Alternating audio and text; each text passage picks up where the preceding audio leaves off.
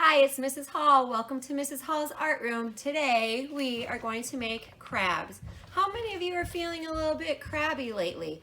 I am very crabby.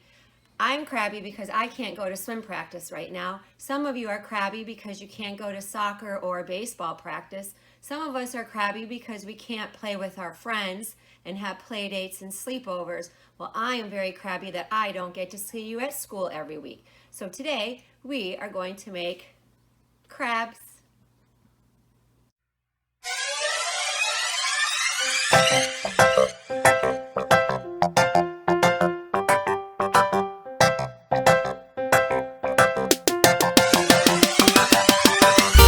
It's time to get started to draw our crab.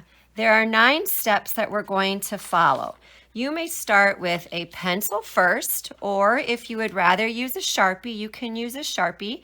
I'm going to color my crab with markers. You can use markers. If you would rather use crayons or colored pencils, you can. If you would like to paint your crab, you can paint your crab. There are 9 steps we're going to follow.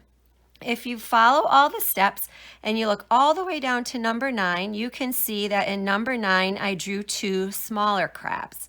So you decide how many crabs you want to put in your project. I'm going to do 1.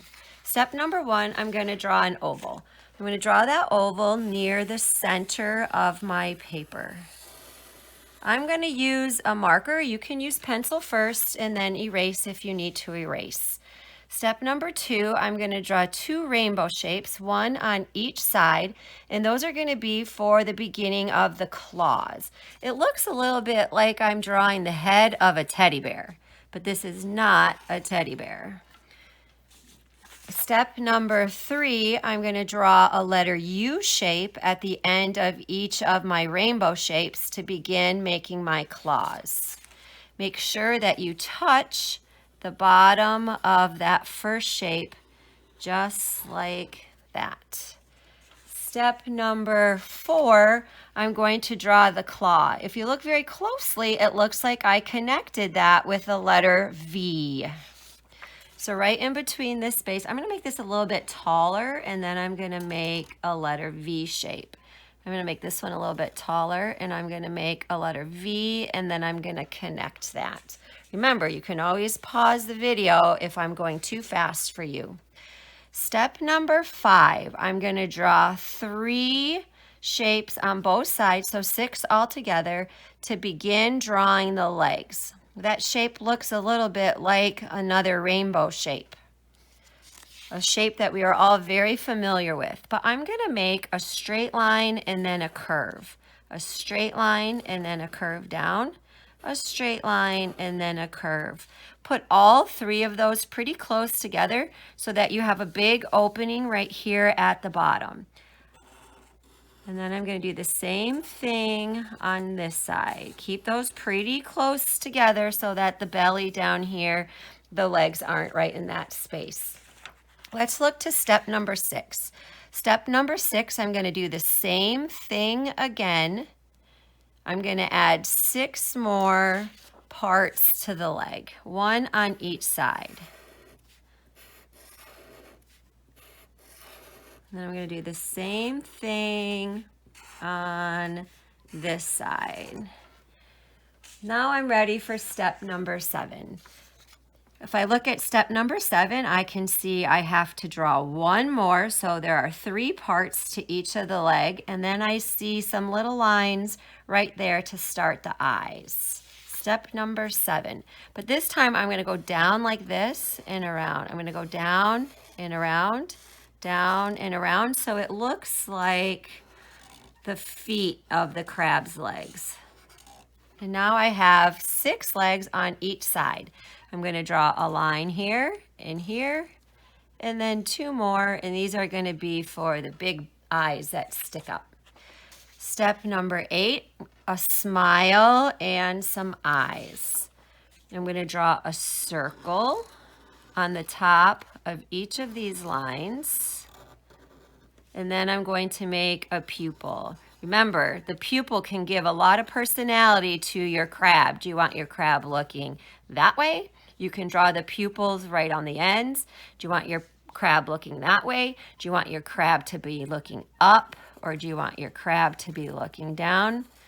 I don't see why crabs couldn't have eyelashes and eyebrows. So if you want to add some more character or personality to your crab, go ahead and give your crab eyelashes or eyebrows.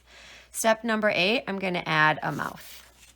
I'm going to draw a line from this leg all the way over to this leg.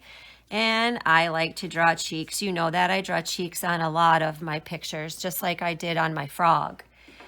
If you want to add some texture, maybe you could put some dots.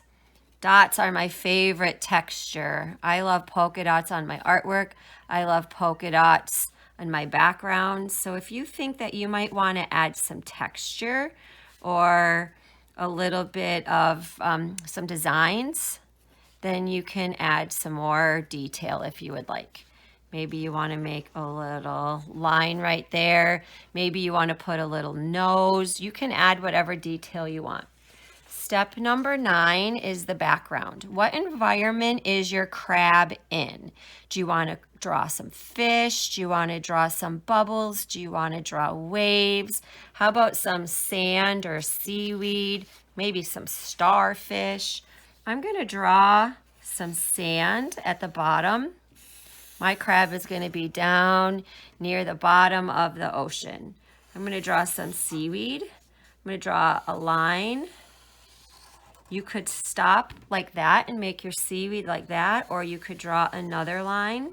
You might like the way that looks. And I'm going to draw a line like this and follow right along the edge. Maybe you have some seagrass. This is called detail. Adding detail creates a lot of interest to your picture. I'm going to show you how to make a starfish. A starfish has 5 legs. A starfish also has some texture. I'm going to use my marker and put some dots to make some texture. If that's too hard for you, you can draw 5 lines like this, and then I can go around like this. I could still add some dots to it. But drawing a starfish might be a little bit tricky for some of you. I use this same technique when I'm drawing flowers. 2, 4, 5, and then go around. And now I have a starfish, and I like to put some texture. And if you want to do that to your starfish, you can do that to your starfish. What else might be in the bottom of your ocean? Sure, a shell. I'm going to draw a shell. I'm going to draw 1, 2, 3, 4 lines. I'm going to go around those 4 lines just like this.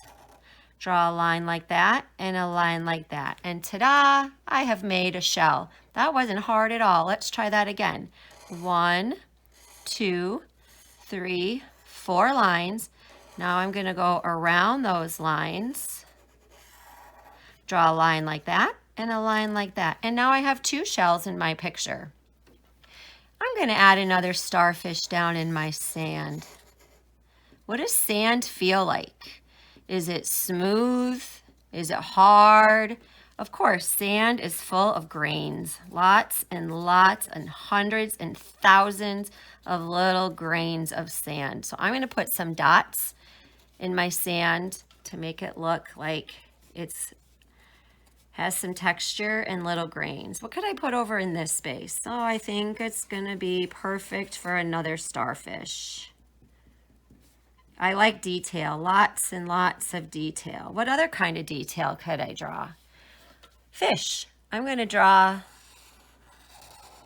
some fish. This is a very, very simple fish. A lot of you know how to draw fish like that. If that's too hard for you, you could go like this and then make a letter V and connect it. Let me show you that again. Go like this, connect it to the end, make a letter V, and then connect it. What do my fish need? Bubbles, more dots. You can make bubbles that are white, or I colored those bubbles in. You could also put some bubbles coming from your crab if you wanted to add some more bubbles. I could add waves. I could add more seaweed. I could add more seagrass. You could add the bottom of a boat. You could add a fish hook. Use your imagination and draw whatever you would like. Find a corner or find a place to put your name. I'm going to put my name right here. Now it looks like I have enough detail and I'm ready to color.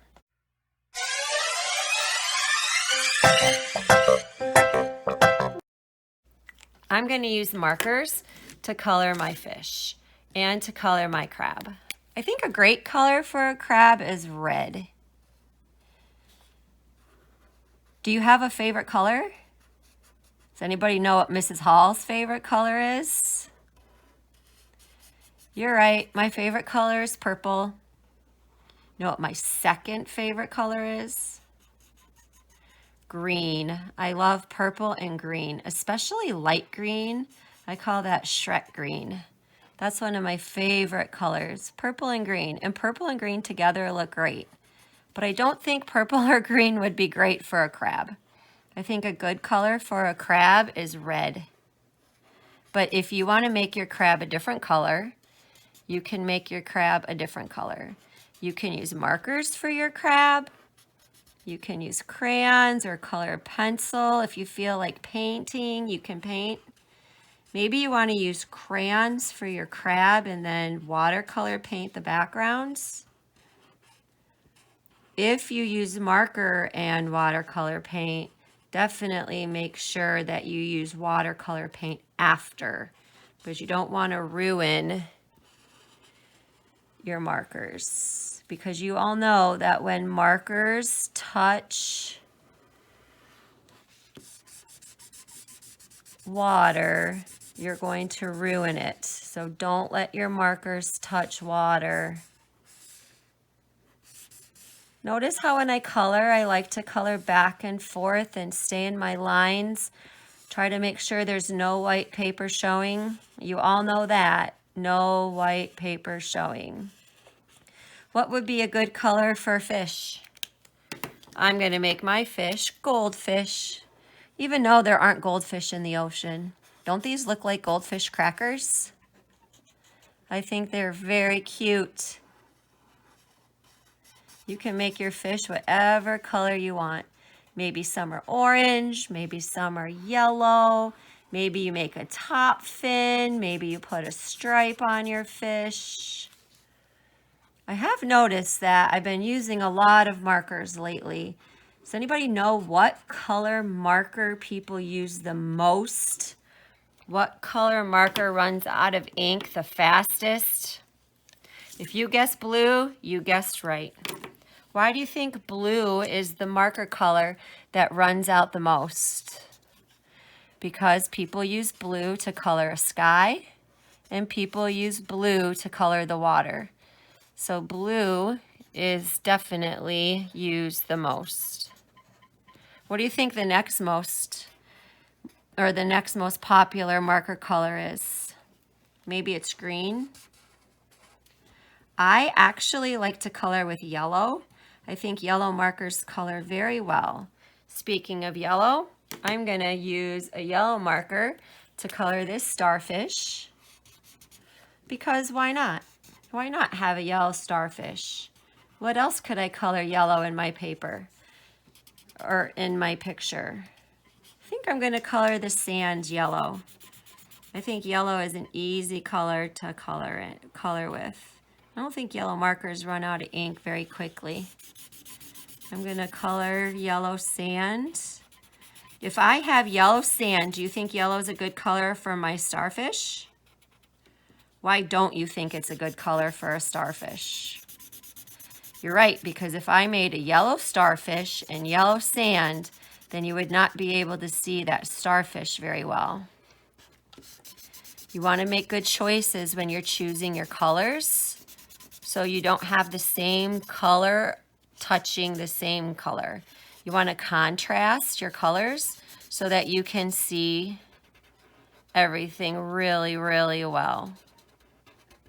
All right, I think it's time for a little bit of art magic. Are you ready? A little bit of art magic. Ta-da!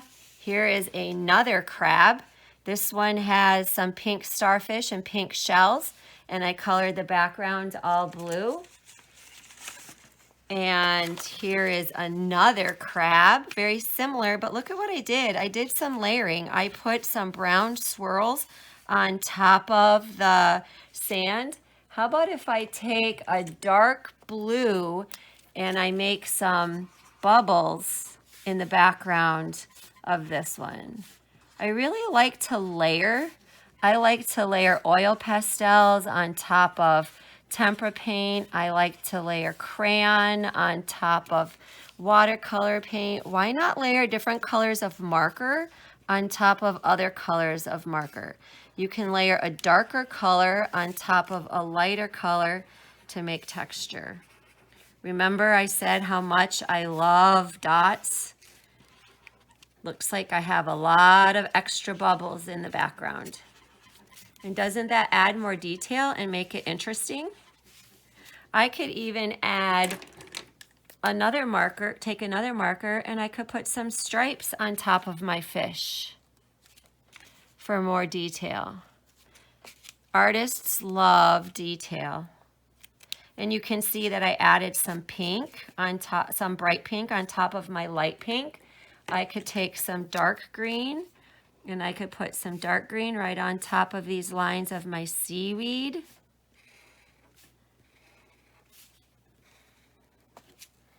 Let me show you another example. Here is another example, not finished, but this example right here has 3 crabs.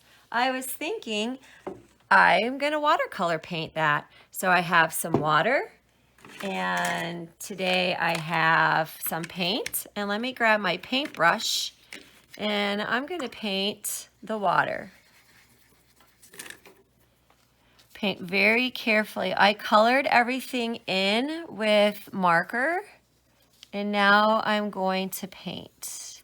I want to stay in my lines because if my marker gets on my paint, it's washable marker. So if my paint gets on my marker, it's washable marker, so I might smear the paint. So I'm going to work very carefully. I like to outline first where I'm going to paint, so that'll help me stay in the lines. I'm going to be very careful. If you want, you could mix some colors. What would be good colors to mix with blue for an ocean? Exactly, purple. The cool colors, I could mix a little bit of purple. If you had turquoise, you could use turquoise. I think I'm just going to keep mine blue. I don't know if I want to do any mixing to mine. I could mix some green if I wanted to mix some green. Some people like that.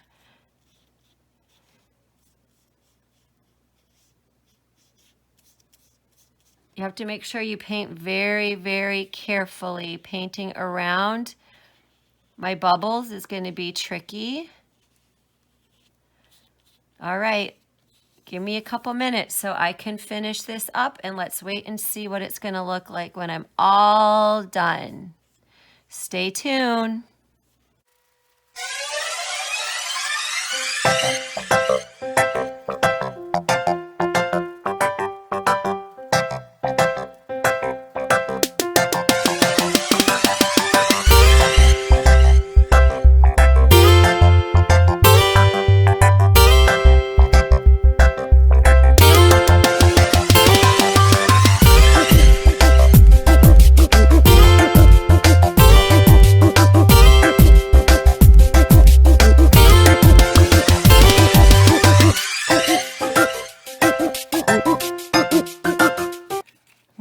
this is taking me a very long time. Takes a long time to work carefully and slowly and trying to make sure that all of the white spaces are filled in. You can't rush your artwork.